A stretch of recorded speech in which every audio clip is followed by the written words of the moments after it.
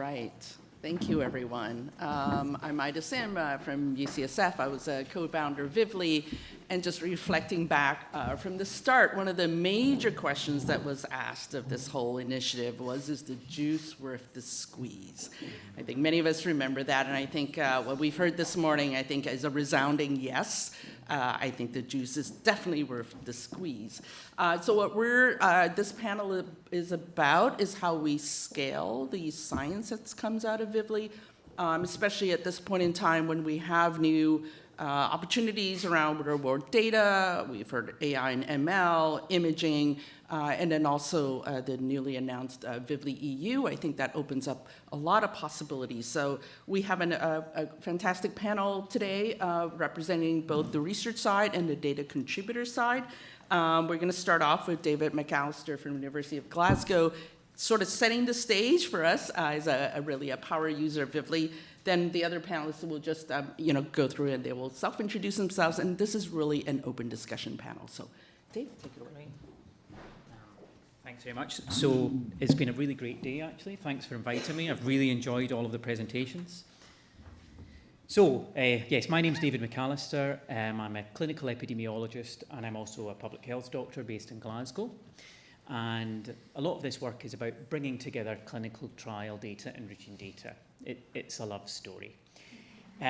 Lots of people involved in the work, just to flash that up there. So here's our kind of contention. Clinical trials are not really a consumer-ready product. They're more like green coffee beans than they are like this cappuccino here. And one of the kind of key ingredients to turn them into a consumer-ready product is to combine them with routinely collected healthcare data. So we're talking kind of administrative data, electronic health records, and so on. And the great thing about these data is that they come from the real world, so by definition they are representative. And they are therefore rich in people with multiple long-term conditions, multimorbidity, and clinical frailty. And what that allows you to do is both measure and partly address problems of unrepresentativeness in trials. And that's what a lot of our work has involved. Just a quick aside, I think it's useful to look at where clinical trial data sharing used to be. The kind of traditional approach was that you would have a group of trialists, they would all get together in a consortium, they would do really good work, but it was kind of a closed shop. You know, they got together to write their papers. The Vivli model is very different. Any bona fide researcher can come along, they can apply to the steering committee, they can get the data. So that opens it up to a much more diverse set of questions, diverse interests, diverse backgrounds, and different skills. But it's still a robust system. Okay, so in our various projects, we've worked with data from all of these sponsors. Clearly, if we had to manage data sharing agreements and data transfer and all these sorts of things with these individual sponsors, that just would not have been viable. The fact that it all goes through Vivli is what makes it possible. We have worked across a kind of diverse range of kind of methodological areas of interest. We've looked at trial representativeness. We're interested in heterogeneity of treatment effects, or how treatment effects differ according to patient characteristics, old versus young, male versus female, and so on. We've done a lot of work on the problem of multimorbidity. Most people who have a chronic condition have 2 or more chronic conditions, so it's the norm. And that's always been a concern about trials. And similarly, clinical frailty, where people have kind of a lack of physiological robustness that leaves them vulnerable to insults. So that's been another focus of our work. And these interests have led us to become interested in how trials are designed and conducted. So we've worked across some chronic disease.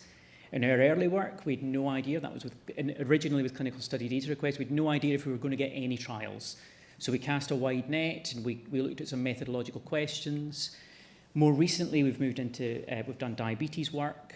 I have an excellent colleague in Glasgow, Jen Lees, a kidney doctor who's just got access to her data via Vivli, and she's going to be looking at cancer and kidney disease and the issues around managing that together. I will link her up with Jonas. And Zenas Yu in Manchester University, I'm on his steering committee. He got a grant from the Medical Research Council in the UK to look at inflammatory diseases and heterogeneity and trial emulation and so on. So we've had various bits of funding, and we've worked across a range of areas with really over 200 trials. Okay, so I'm just going to give you a flavour of a couple of them, just to give you a sense and inform our discussions. I'm not going to go into any depth. A colleague of mine, Peter Hanlon, an academic primary care doctor, has been looking at SGLT2 inhibitors for type 2 diabetes, one of the forms of novel anti-diabetics, and how representative they are. Now, if you look at this kind of pink stream here, you can imagine you're going to do a trial. You want to think about your target population. And that generates your eligibility criteria. But that's not all you have to think of if you're going to do a clinical trial. You also have to make sure that you conform with regulatory requirements. You need to get your trial done. You can't have everybody dropping out. So there are additional criteria as well. And then you go through recruitment, screening, randomization, and you finally end up with your trial population, and you put them in Table 1 baseline characteristics table in your New England Journal of Medicine paper. What you can do is go through a very similar process with routinely collected healthcare data. So the Scottish Diabetes Register contains data for over 99% of people with diabetes in Scotland, and it's a very rich data set. So we defined a target population, and then we go from about 250, 300,000 people with type 2 diabetes to about 100,000 who you would consider for the drug in real clinical practice. And then you've got your benchmark population versus your trial population. So as well as your Table 1 of characteristics, you've got your pseudo Table 1 or Appendix Table 1, where you can actually compare across. Are they older? Are they younger? What about the representation of women and so on? So we did that for SGLT2 inhibitors. And then you can follow up as well. So if you follow them up over time, you can look at events in the trial, obviously, deaths and adverse events and serious adverse events. You can do exactly the same in the routine data. And what was quite interesting is when we made these comparisons between the real trial and the benchmark trial, we found that for the major adverse cardiovascular event, the big type 2 diabetes trials of SGLT2 inhibitors, they were actually really very representative. So that's quite reassuring, because that's a question. I sit in one of the NICE committees that decide on drug management in the UK, and we're always worried about representativeness. So that's a really useful piece of information to have. Okay, moving on, here's some work that's gone to the publication stage. That last one is in revision at the moment. And, we've had kind of two... Oh, sorry. Okay, so down at the bottom left there, our first paper was really looking at multimorbidity. And people say that there are people with comorbidities that are excluded from clinical trials. Well, yes and no. They're underrepresented, but they're not absent. And actually, we can learn a lot about multimorbidity from clinical trials. We have this precious resource, randomized data, and we can use it. So, for example, we were able to show that multimorbidity is quite common in trials. Similar conditions are common in trials and in the community. Rates of hospitalization and death are similarly related to multimorbidity in trials in the community, similarly related to quality of life. People with multimorbidity are more likely to drop out of trials and so on. And then we did something similar for clinical frailty, which is over here. Frailty is a bit harder to manage. You can't just use the medical history. We also use things like laboratory tests, like albumin that Jonas mentioned earlier, and other tests, as well as measures of functional status that we managed to derive from questionnaires existing within trials. So what that allowed us to do is to show that there's frailty in trials, and again demonstrate people with frailty, they're more likely to drop out, they've got higher serious adverse events and so on. What was true, what we didn't show for either of them was that treatment efficacy differed by multimorbidity or frailty. In some ways that's disappointing because it's a negative finding, but it's actually a really useful finding because it makes it easier to apply the trial data to real-world populations, at least for the exemplars that we've done. Okay, here's more recent work that I think hopefully you'll find interesting. Type 2 diabetes trials of the three novel classes, SGLT2 inhibitors, GLP-1, DPP-4. We had 103 individual level participant data trials. We fit a model to each one to look at how the treatment effect differs according to patient characteristics. And then using quite a complicated meta-analysis method, we can meta-analyze that all up. And then we have estimates of how the treatment effects differ according to these different characteristics. What that allows us to do is to have efficacy estimates tailored to individuals. So if you have a 60-year-old man who's a smoker and had diabetes for 5 years and has a baseline HbA1c, whatever and so on, you can get a specific efficacy estimate. So we took these models and we applied them to the Scottish Diabetes Register that I told you about earlier. And what we've got is what you can see over here. Each of these points is a random sample from the Scottish population, okay? And on the x-axis here, we've got the efficacy of a DPP-4 inhibitor, and on the y-axis, we've got an efficacy of an SGLT2 inhibitor.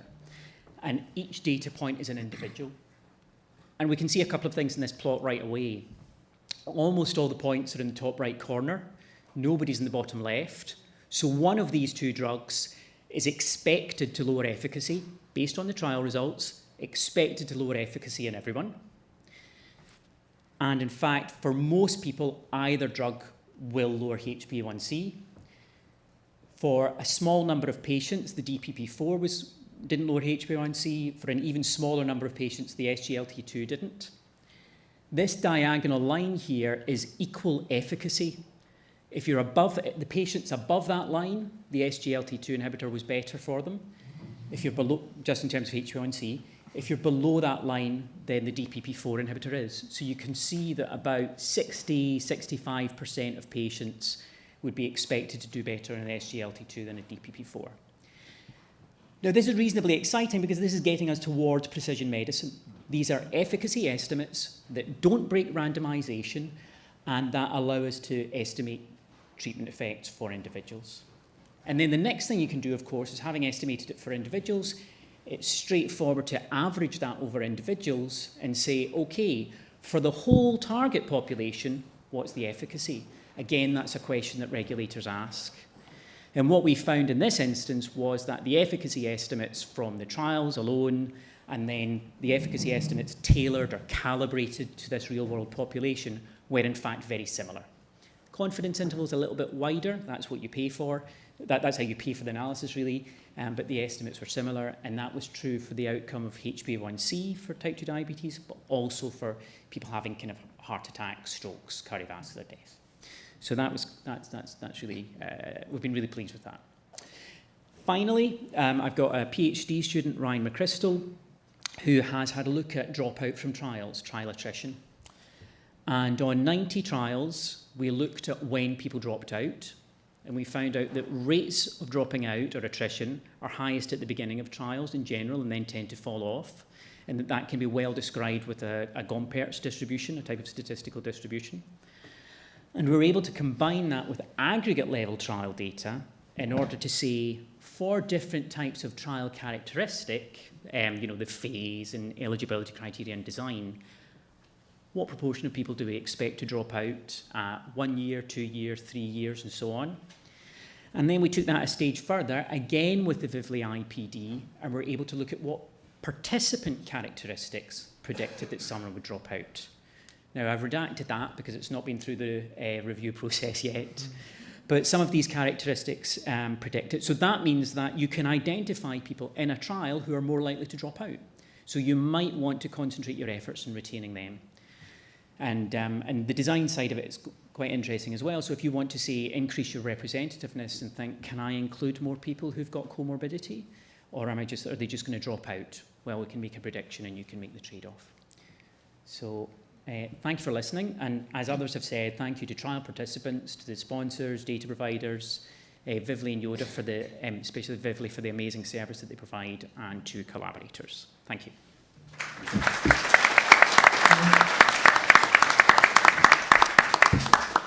Thank you, David, for setting the stage for some really innovative use of Vivli data. Now we're going to ask our panelists to introduce themselves and their roles, and then we'll have some questions for the panel. So maybe we'll start at the far end with Ben. Hi, everybody. As I was from this morning, I'm Ben Rotz from Eli Lilly, and I'm responsible for global medical policy. Hi, I'm Jessica Lim. My day job at GSK is as a statistician, but I've been involved in clinical trial data sharing through Transcelerate, or DataCelerate, as some of you may know, which is sharing the control arm from clinical trials amongst a closed circle of pharmaceutical companies. And I've been involved in that for several years, and am representing Priya Pavithran, who's our head of clinical trial transparency at GSK. Hi, Cris Woolston. I head up science policy at Sanofi. And I've been in this journey around trial transparency and data sharing for many, many years, as many of you in this room know. I'm also a closet PhD molecular biologist, so I love data. So this is particularly exciting discussion for me. Great. So we'll start off first with just recognizing the really wide set of skills that are needed to pull good information out of the trial data. We've heard a lot from the other panelists as well. So the first question is, what set of skills does a research team need to have to be successful, and sort of maybe clarify for the audience more what the phenotype is? And I think it's multiple phenotypes that need to be on a team. And then from your perspective in academia and also in industry and as sponsors, what could you do, and what could we Vivli do to increase the number of people who can participate in generating the science? Whoever wants to start. Would you like first? Sure. So before we ever got to the trial data, we had a background in routine data research. So that was really helpful, because in routine data, the data is heterogeneous, there's different patterns of missingness, maybe it's an effort with the kind of documentation. So coming to the trial data, and especially when there's kind of partial redaction through the anonymization process, I think that's really useful. I have excellent statistical methodological collaborators. So we use the multi-NMA package to do kind of network meta-analysis a lot. I had to go back to them and get them to rewrite some of their code to make it run fast enough, because we had so much data. I've got excellent frontline clinical collaborators who really understand the clinical questions, which I think is really important as well. And I think another useful thing to do is if you can bring other resources. So, for example, the Scottish Diabetes Register has been great. In Wales, there's a very comprehensive database that covers about 70% of the population in terms of the healthcare use. So if you can bring routine data in with the trial data, or other types of assets, then I think that could be really useful for asking interesting questions. I'll go next. And you're asking a policy guy about skill sets for researchers. So I'm going to shift the frame a little bit. Please do. Please do. You knew I was going to. I think so first of all, David, I mean, your research is so exciting, right? Because, you're talking about, factors around clinical trial recruitment and retention. You're talking about precision medicine and the ability to differentiate response within the data. That is so exciting, right? So we definitely want to make that happen. I think where possibly we as industry data providers have a role to play here to make that happen is to kind of reduce the activation energy. Right? Because I looked at your first slide and you moved over it very quickly, but the work necessary to find all those data sets and combine them, and Vivli is providing the platform. But what I'm thinking is, are there things we can do to make it more, to make it easier, to make that kind of research happening? Because I believe there are really smart, skilled people out there who want to do this research. They have really interesting questions to ask of the data, but we may be the challenge of just getting the data is a bit overwhelming.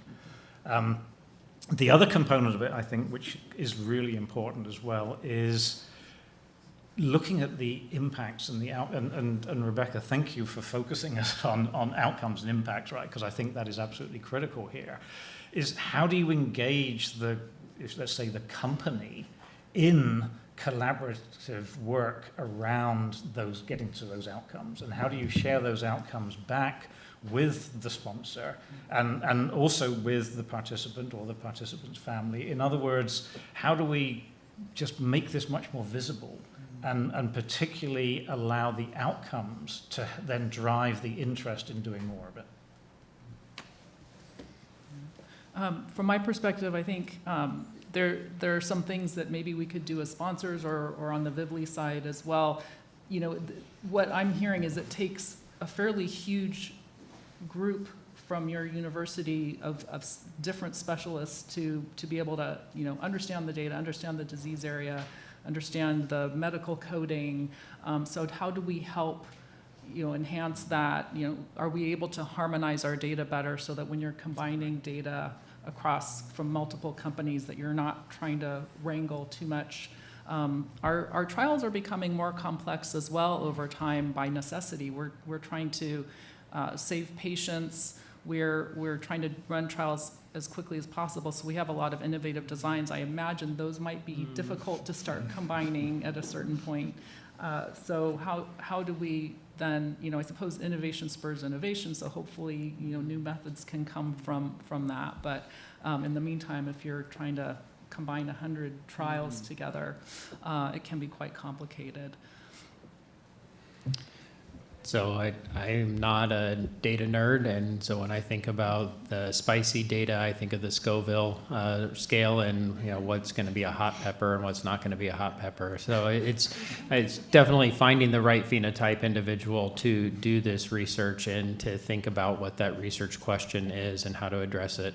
I think quite a few years ago, thanks to CDISC, we started down this process of trying to make it so that the trials are more interoperable. And I know the regulators drove a lot of that, but it's going to be a benefit and continues to be a benefit for the research enterprise.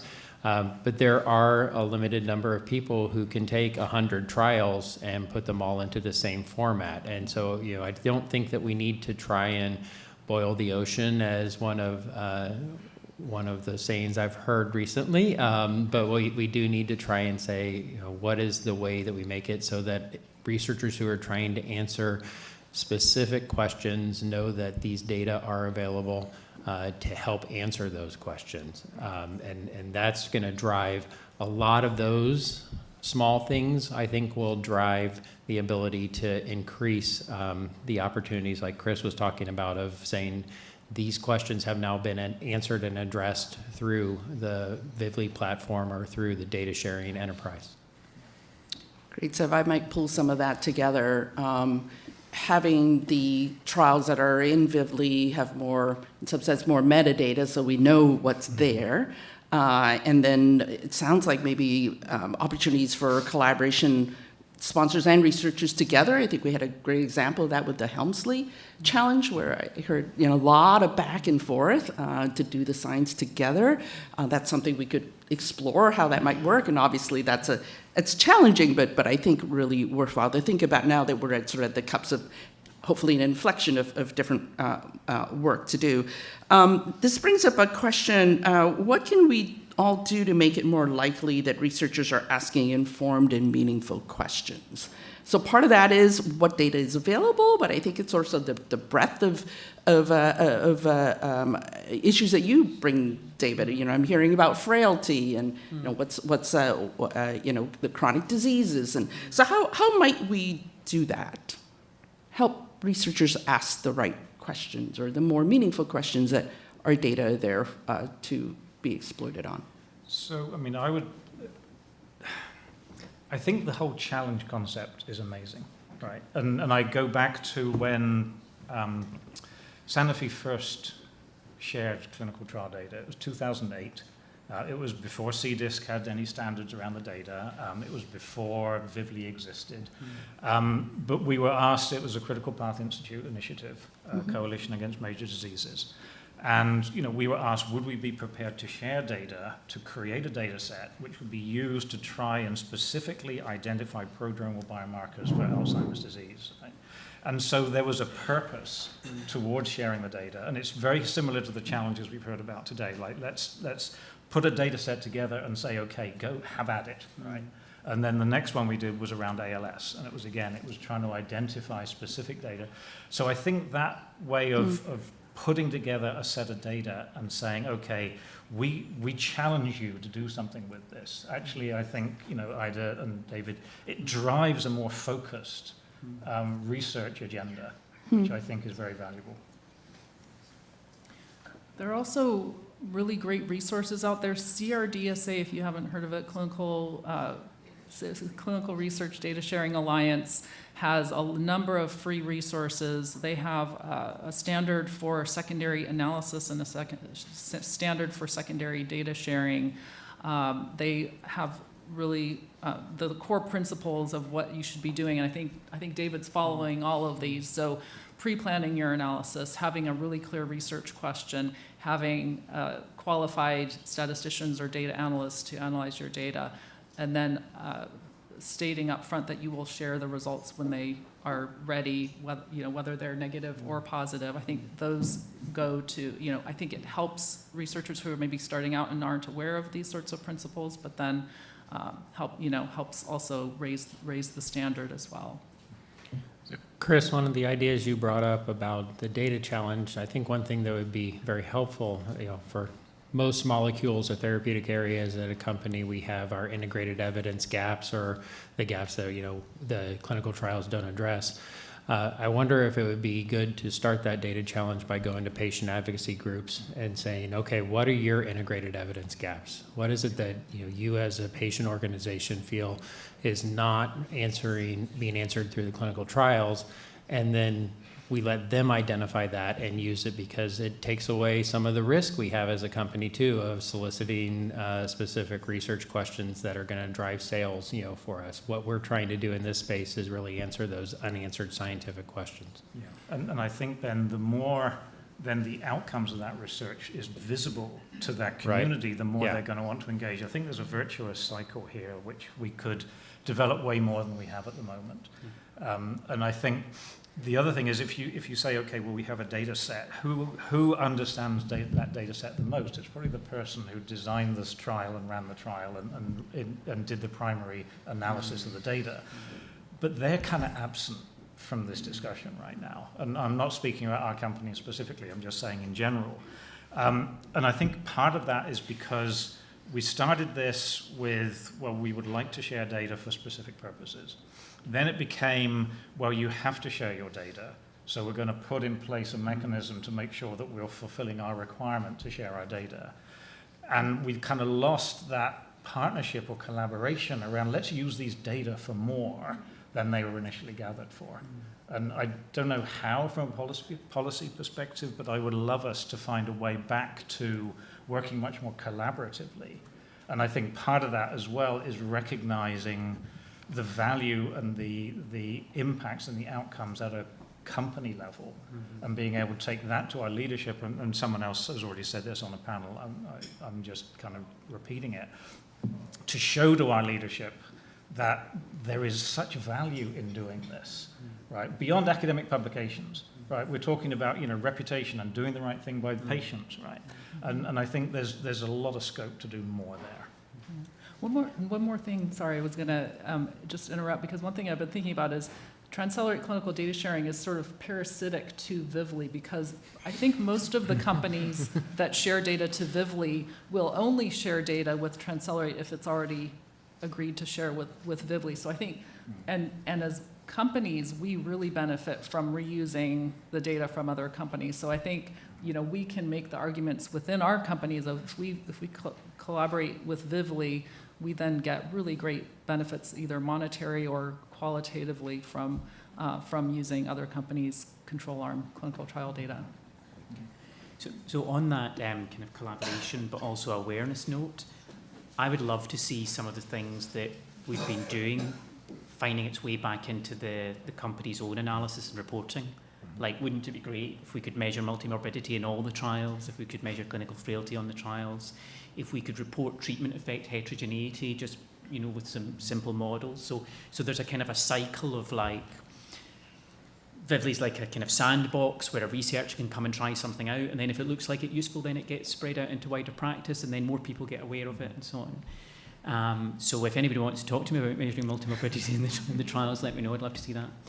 I think there's also, you can't have the idea until you know what's possible, unless you're a total genius.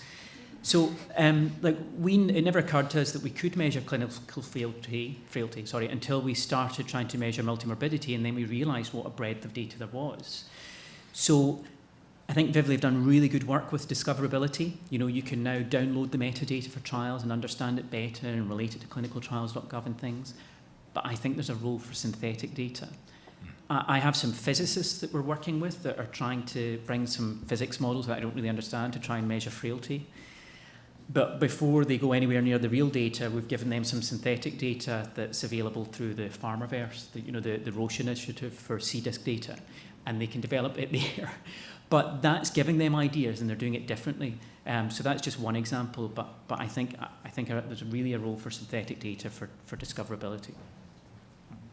So the theme here seems, I'd like to pick up on Chris's point, which is data for more and different things in a collaborative way with visibility, but also maybe being a little bit more focused in driving the research. I mean, we do want that open community, the exploration, but it sounds like challenges is a real way to drive, specific advancements, as we've heard earlier today. So I'm thinking of sort of challenge in a box, where we can have a, replicable, if we identify a research area, we can spin up not just the technical platform behind it, but also the community that needs to come together, the researchers, the sponsors, the standards from CRDSA and so forth. I would love to see that to further the science, because I think we're coming into the age of AI. There are going to be lots of people. So I run a graduate program in AI and health, and a lot of students from computer science, statistics, AI that really want to get into this data.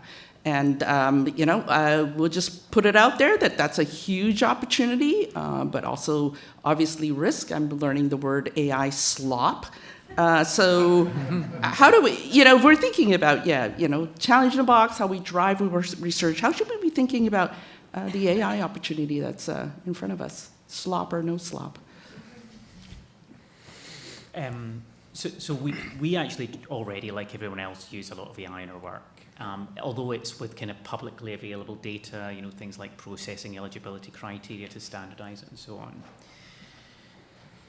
I feel quite confident in AI as a tool, much less confident in if you're wanting to make inferences.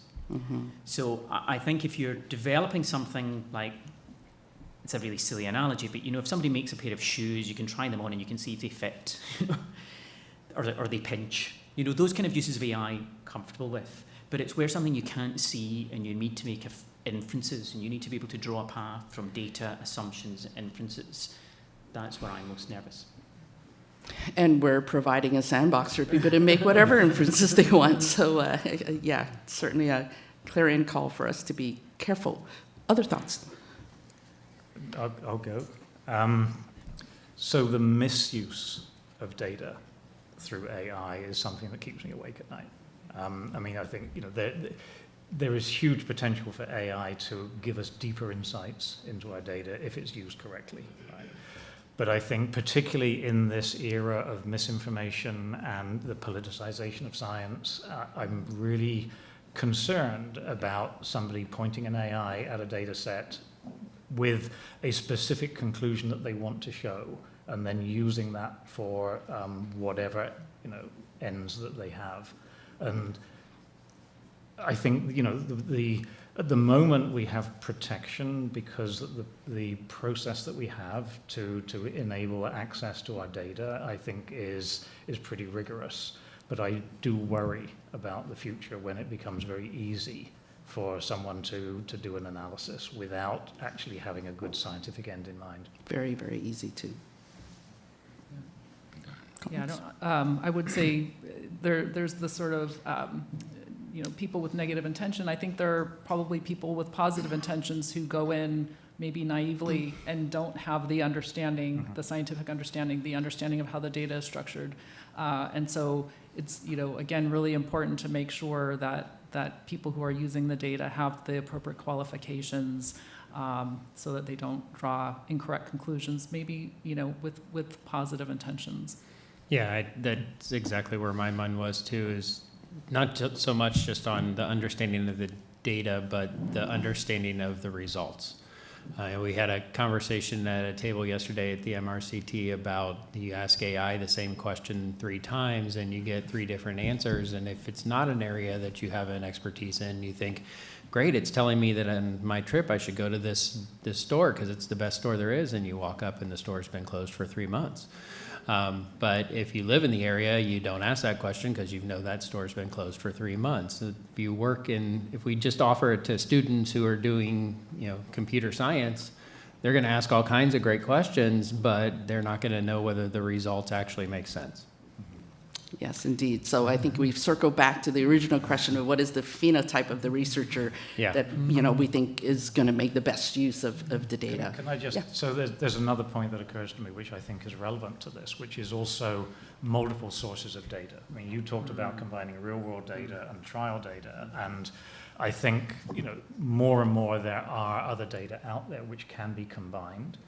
I think even initiatives like the EHDS, right, I think is raising so many questions about how access to data is going to be controlled and managed. And I think the ability to combine data sets and draw, erroneous conclusions from that combination is very real. Yes, the hot word in AI is multimodal, so, pull in as much data as you can.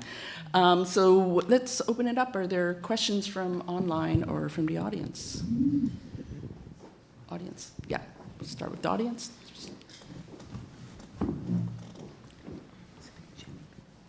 A question that comes up frequently as investigators, you identify a great data set, it's not available on Vivli. If somebody could share with us what goes behind the scenes before a great data set becomes available on Vivli, and how can we encourage data owners or scientific boards of clinical trials to take that extra step and make this data set available through platforms like Vivli, for example? So from a sponsor perspective, if you register your clinical trial on clinicaltrials.gov, there should be a data sharing statement that explains when the trial will be made available, how it will be made available, what are the criteria associated with that. Every company may have a different position on that. From a Lilly perspective, it's after the regulatory decision has been made, and that it has been, the primary publication has come out. 6 months after that occurs, then we make the data available on Vivli. If the data are not available, then there's an inquiry process that you can go through and ask. So, for example, if it's a terminated compound and we haven't gotten to put it out there yet, then you can go ahead and ask that question. Other companies have positions of 1 year after the trial ends, we're going to make the data available. But that's true from, I think the industry sponsors have a pretty good process. I would say that I've seen quite a few academic sponsors who, what's your data sharing statement? My data sharing statement is I'm not going to share the data. And that's just the nature of it. So I think it's until the stick is available, they're not going to chase the carrot. Yeah. I mean, everything that Ben said, and the person in our company who's responsible for making all the data sets available is in direct eye contact with me, so I'm going to speak very carefully here. But I mean, the industrial sponsors, obviously there's a commercial dimension to what we do, right? And so there will be constraints around our ability to share data sets, depending on, protection of IP and protection of confidential information, and whether or not, to Ben's point, have we received the regulatory approval for the product in major markets? Because if we share the data before then there's considered to be quite significant risk to that. After that point, then the data is generally made available, except, right, in certain circumstances. And one of the things we're seeing more and more, not just us, is when you are pursuing multiple indications for the same product. Right. I mean, so even though you have one regulatory approval in one indication, but you still want to protect your investment in that data for future, right? So having said all that, it doesn't mean that you can't come to us and ask us, this data set is not available, we know it exists, is there any possibility? Because it is possible to negotiate on a case-by-case basis. And one I think practical point is that when you've analysed 9 Sanofi type 2 diabetes trial, analysing a 10th is a bit more straightforward, and you take your code with you. So I think a real issue is you start this process, maybe you've done a systematic review, you're a year down the line, you go to publish, and the journal says, your systematic review is out of date. So I think it would be good to say, well, this trial's not available yet, but it will be available, and you can get your code ready, and by the way, when it's available, we'll drop it in for you. And similarly, for a nice, I know I'm always asking for things, it would be nice as well if there was a kind of amendment process or additional trial process, because especially when you're adjacent to the world of systematic review, systematic reviewers are like stamp collectors. They want everything. You know, they cry themselves to sleep. It's never enough. So a kind of an incremental thing would be fabulous. And the only other thing I would add is, I think we're all probably pretty similar in terms of the, pharma company sharing side, is trials that run for, maybe have their primary analysis, but they still have a long follow-up. We only share once it's finished, and master protocols included. So all the sub-protocols need to finish before we share data from a master protocol. That I will add, unless you do like Cris said, sometimes if you ask, then the data may be made available. Great. Other questions? Uh-oh, Barbara has her hand up. Uh-oh. So I want to revisit a question that T actually asked that we've been talking about for a couple of days now. We're trying to simplify trials so that they get done, and that they get done, and can be done at less burden, et cetera. But David, you showed us a great example of where more data is really helpful, because it gets us to refine the analysis around, who's dropping out, who, all of the meta interesting questions. And we've been using things like race and ethnicity, age, et cetera, as surrogates for social determinants of health. And here you're showing us that we can make real headway finally in social determinants of health, but only if we have that data. So where and how do we bridge that call for simplicity and sort of target practice versus really delivering the kind of data that allows us to ask the questions that we really want to know in terms of helping, the public? So my answer to that is that I think we need to embed clinical trials into routine clinical care. We need randomization at the point of care. That's the point at which we want simplicity. We can randomize people, and then, these kind of super pragmatic trials and aggregate that up to learn about hard effectiveness. And sorry, go on. Well, I'm just going to argue for a second. That works for approved medicines. Yes. It doesn't work for innovative No. molecules. So you No. think this, if I can say, you're suggesting that your kind of analysis is done best at scale after approval? No, I guess I was going to say that the place for simplicity is in that post-marketing bit.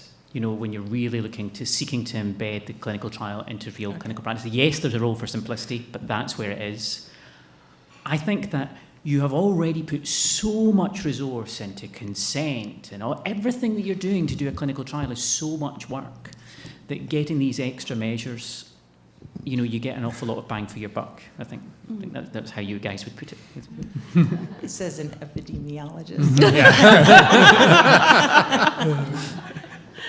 But I think if I can maybe say a few words on that, I think it comes down to also this level of engagement with the sponsor around the purposes of the trial data set, right? And I think, if there was maybe a little bit more understanding that, yes, we are running this clinical trial and we want to try and keep costs down, we want to try and make this as efficient as possible for the participant, but there is value to the data we gather beyond answering primary, secondary endpoint questions, then there might be more willingness to say, okay, well, we will include these other measures because actually they're not particularly burdensome, but down the stream they could be really helpful. I give it a really good example. People did some work with people living with multimorbidity, and a really big issue was sleep. And a drug might not have a huge effect on the primary output, but if it improves their sleep a little bit, it's worth it. So I think there are roles for these additional data. You could compromise and you could say, okay, we're not going to measure it in everyone, we're going to measure it in a selection, and maybe you kind of have some kind of probabilistic weighting so that you measure it in the people who are most likely to give you useful information.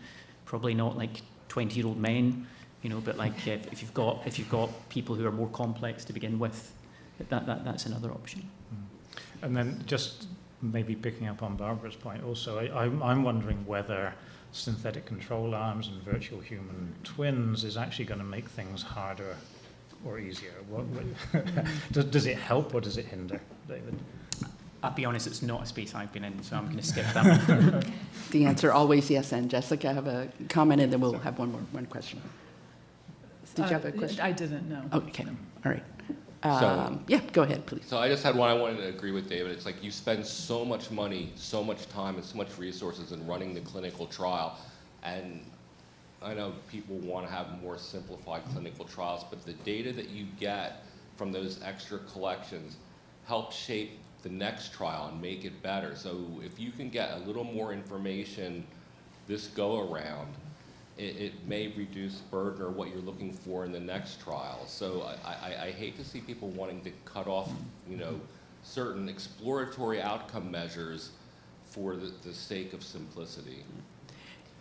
But if the participant in the trial doesn't understand why you're collecting all these additional data points, then they're going to be resistant to that, right? So it comes back to this idea of how do we loop back that the participant understands the benefits of the kind of research that's done on a secondary basis on the trial data. Well, I think also if we have 7 companies who are running chronic weight management trials across, 7, or trying to get the same site, and the site has to look and say, okay, in this one, we can process 5 people per hour, and in this trial, we can process 3 people per hour. I'm going to take the one where I can process 5 people per hour, and even though it's collecting less data, it's still answering are patients losing weight question. It may just not be answering, is that impacting their renal function?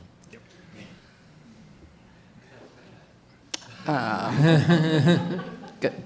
Yes, Denise, go ahead. Hi. So one of the other, to the comment of people not using approved drugs, but people use a lot of time off-label approved drugs that are not labeled for their indication. So for example, in type 1 diabetes, we have this situation where GLP-1s are not labeled for people with type 1 diabetes, but many people use them and they benefit from them.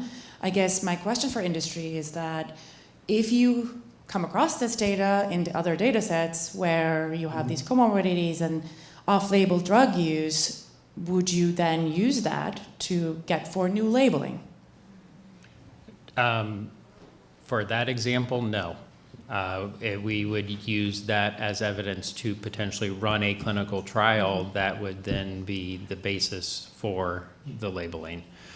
There are some rare examples in the expanded access space where there has been an off-label indication for a very rare condition where you could get labeling for a drug in that purpose, but in something like a very large patient population of an off-label indication, you're going to have to run a randomized, controlled, maybe repeated clinical trial. Hi, I have a similar kind of question. All this analysis, great, it's all secondary analysis. How do you think about the context around taking the findings and just running with them? When do they need to be confirmed? When are they final? When are they, how do you contextualize that to people who are going to read your publications and say, oh, wow, this is the greatest thing I ever saw, and we're going to just do it? Well, if they say that, then that's very nice. But I've yet to hear. So it makes sense that, like, if you have a case control design where you've got maybe people with and without cancer, and then you say, tell me what you ate last year, that's retrospective. I can see how that leads to bias. I don't see the scientific argument why the fact that something is a secondary analysis means that it should have less weight. It's different if you're analysing data in front of you and then you squeeze the heck out of it and do as many analyses as you can and then report what you like. But I've yet to see an argument why something should be disregarded because it's a secondary analysis, like a scientific one. Well,